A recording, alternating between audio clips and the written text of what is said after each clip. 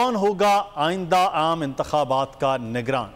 मुशावरती अमल के आखिरी दौर के बाद आज ऐलान का इम्कान है। हुकूमती इत्तेहाद में बातचीत मुकम्मल हो गई है। नवाज शरीफ, आसिफ जरदारी और मौलाना फजलुर रहमान एक पेज पर आ गए हैं। शहबाज शरीफ ने इत्तेहादी जमातों से मुशावरत के बाद 3 नाम भिजवाए थे। शहबाज शरीफ का अगला टास्क अपोजिशन लीडर को राजी करना होगा। वज़ीर आज़म की आज राजा रियाज से मुलाकात में नामों पर गौर मुतवक्के है। राजा रियाज और दीगर अपोजिशन अरकान से निगरान वज़ीर आज़म के नाम तलब कर चुके हैं। मुलाकात में नामों पर भी बात होगी। ऊँट किसी करवट बैठने की सूरत में बड़े ऐलान का भी इम्कान जाहिर किया जा रहा है। आपको एक रिपोर्ट दिखाते हैं, फिर मजीद बात होगी निगरान हुकूमतों के मामले और आइंदा इलेक्शन की सूरत हाल पर। नवाज शरीफ मान गए, जरदारी ने भी हाँ कह दी, फजलुर रहमान की रजामंदी भी मिल गई। शहबाज शरीफ ने मिशन निगरान वज़ीर आज़म का पहला पड़ाव पार कर लिया। इत्तेहादियों के साथ बैठक पर बैठक, मुशावरत पर मुशावरत, कई नामों पर बात हुई, कई शख्सियत की छानबीन की गई। जराये के मुताबिक PDM के बड़ों को 3 नाम भिजवाए गए थे। आला क़यादत ने आला सतह पर सुलह मशवरे के बाद नाम फाइनल कर लिया। शहबाज शरीफ का अगला टास्क अपोजिशन लीडर को जादू की झप्पी डालना है। राजा रियाज दीगर अपोजिशन अरकान से नाम तलब कर चुके हैं। वज़ीर आज़म और अपोजिशन लीडर की मुलाकात में नामों पर बात होगी। ऊँट किस करवट बैठेगा, सूरत हाल मुशावरत के बाद वाज़ेह होगी। तो इस सूरत हाल पर बात करेंगे। पाकिस्तान पीपल्स पार्टी के सीनियर रहनुमा नैयर हुसैन बुखारी साहब हमारे साथ मौजूद हैं। बुखारी साहब, बहुत शुक्रिया आपके वक्त का। निगरान वज़ीर आज़म कौन होगा? मामला आखिरी मराहिल में दाखिल हो गया। मुशावरती अमल बुखारी साहब कहाँ तक पहुँचा है?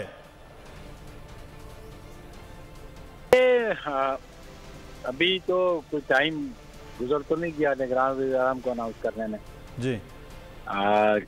जो सियासी क़यादतें हैं वो मुशावरत में हैं, और बुनियादी बात तो ये है कि एक ऐसी शख्सियत को निगरान वज़ीर आज़म बनाया जाए जो इंश्योर कर सके कि free, fair and transparent election में, और वो ऐसी कैबिनेट को भी चूज़ करे कि जो केयर टेकर का जो दौरानिया होगा उसमें वो परफॉर्म कर सकें और डे टू डे अफेयर्स को वो बेहतर तरीके से देख सकें। सियासी क़यादत की मुशावरत जारी है अभी, क्योंकि ये मामला अगर कॉन्स्टिट्यूशनली देखा जाए वो तो कायदे ऐवान और कायदे हस्ब इख्तिलाफ के दरमियान, लेकिन क्योंकि ये कोलिशन गवर्नमेंट है और कोलिशन गवर्नमेंट में दीगर सियासी जमातों को भी ऑन बोर्ड लेना प्राइम मिनिस्टर की जिम्मेदारी है, और पाकिस्तान पीपल्स पार्टी उसमें एक मेजर कंपोनेंट है आज की कोलिशन गवर्नमेंट में। इसी तरह बाकी दीगर जमातें भी हैं, तो प्राइम मिनिस्टर सबसे मुशावरत कर रहे हैं। हमारी क़यादत भी मुशावरत में शरीक है, हमारी क़यादत ने भी नाम प्रपोज किए हैं सही, लेकिन ये नाम अंडर डिस्कशन है और कबल अज वक्त उनको डिस्क्लोज करना मुनासिब बात नहीं है। अच्छा, लेकिन बुखारी साहब एक चीज़ ये है कि 9 अगस्त को कौमी असम्बली तहलील हो जाएगी, नाम फाइनल करने के लिए कल तक का वक्त भी है। क्या समझते हैं मामला हल हो जाएगा अपोजिशन लीडर और वज़ीर आज़म के दरमियान, या इलेक्शन कमीशन के पास जाएगा मामला? देखें, अभी उसमें इलेक्शन कमीशन तो 3rd स्टेज पे आता है। जी हाँ, पहली स्टेज तो प्राइम मिनिस्टर की है और लीडर अपोजिशन की है, दूसरी पार्टी की है, और फिर तीसरी उसकी है, और मैक्सिमम रेजोल्यूशन के बाद मैक्सिमम 8 डेज आईनी तौर पे सारे सेटअप को कॉन्स्टिट्यूट करने के लिए। तो मैं समझता हूँ कि ये उससे पहले डिसाइड हो जाएगा, और 48 आवर्स, अभी तो लेस देन 48 आवर्स रह गए हैं रेजोल्यूशन की एडवाइस भेजने को, और फिर प्रेसिडेंट उस पर एडवाइस को एक्सेप्ट करके तो डिसॉल्व करते हैं असेंबली। सही, लेकिन मैं नहीं समझता कि कुछ ज़्यादा देर होगी, मुनासिब टाइम पे उसको अनाउंस कर दिया जाए। इस वक्त कुंवर दिलशाद साहब हमारे साथ मौजूद हैं, साबिक सेक्रेटरी इलेक्शन कमीशन और वज़ीर आला पंजाब के मामले ख़ुसूसी हैं। बहुत शुक्रिया कंवर साहब आपके वक्त का।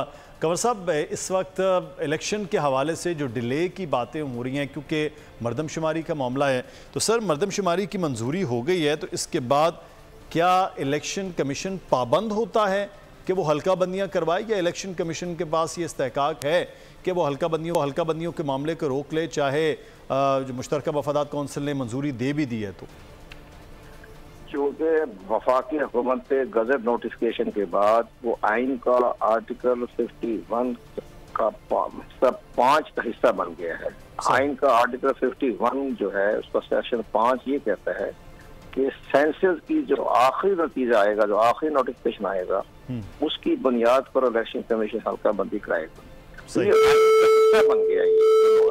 अब उसमें लिखा हुआ आइन के अंदर, तो आर्टिकल 51 में लिखा हुआ जिसके तहत इलेक्शन कमीशन को हल्का बंदियां कराना वो आईनी तौर पर पाबंद है। उसका कोई ये नहीं कि मैं मेरा इस्तेकाक है मैं कराऊं या ना कराऊं, ये उसमें लाजमी करना पड़ेगा, आइन का हिस्सा बन चुका है। इस लिहाज से वो इलेक्शन कमीशन ने बार बार अपना मौका भी पेश कर रहा है कि इसको तकरीबन 4 से 6 माह लगेंगे हल्का बंदियां करवाने में। आप देख रहे हैं 266 सीटें हैं कौमी असम्बली की और 593 है सूबाई असम्बली की।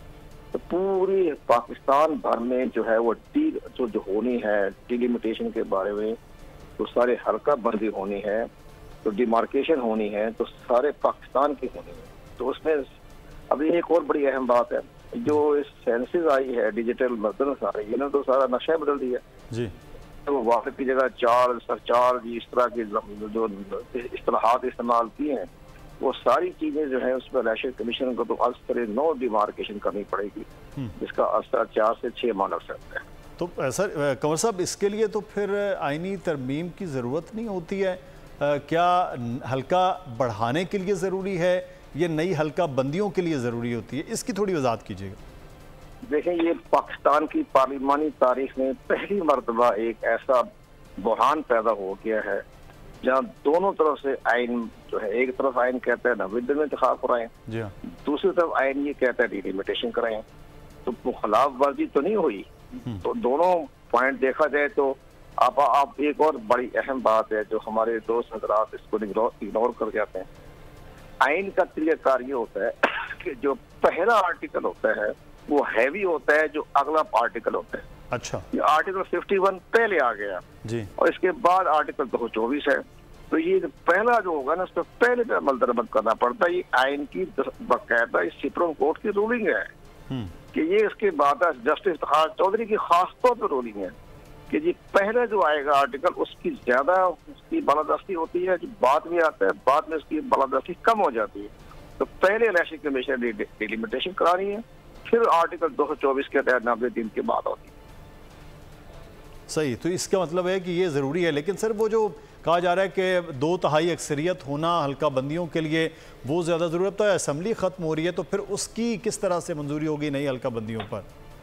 नहीं, हल्का बंदियों के लिए 2/3 मेजॉरिटी की जरूरत नहीं है। अच्छा। वो आर्टिकल 51 का जो सेक्शन 3 है जी हाँ, उसमें लिखा हुआ है कि का पॉपुलेशन की देखते हुए उसकी नेशनल और सूबाई असेंबली की सीटें मुख्तसस करनी होती है। सही, वो मुश्तरका मफादात कौंसिल ने अपने फैसले में लिख दिया है कि सीटें वही रहेंगी जो नेशनल असेंबली की सूबाई असेंबली की है, सीटों पर असर नहीं पड़ेगा, सिर्फ हल्का बंदी हो। तो इसका मतलब है कि फिर किसी भी किस्म की आईनी तरमीम की जरूरत फिर नहीं है। आईनी तरमीम इसलिए उन्होंने मुश्तरका मफादात कौंसिल भी तो आईनी इदारा है ना, तो वो भी उन्होंने इस पर फैसला किया है।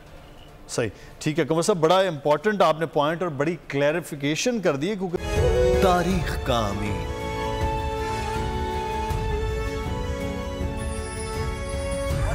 आजादी की अलामत,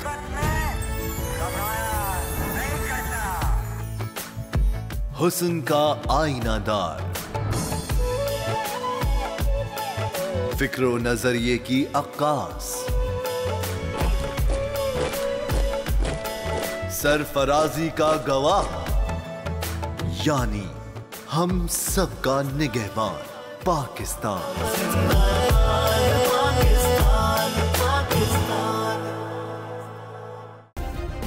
सब्सक्राइब करें और बेल दबाएं ताकि कोई खबर रह न जाए।